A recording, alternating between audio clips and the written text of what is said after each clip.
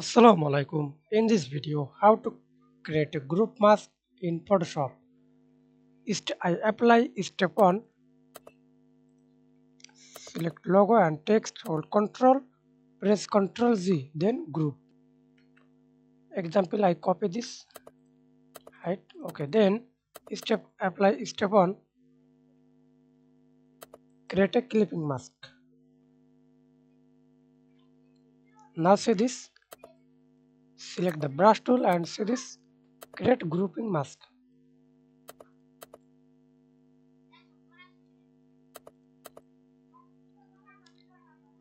And step 2,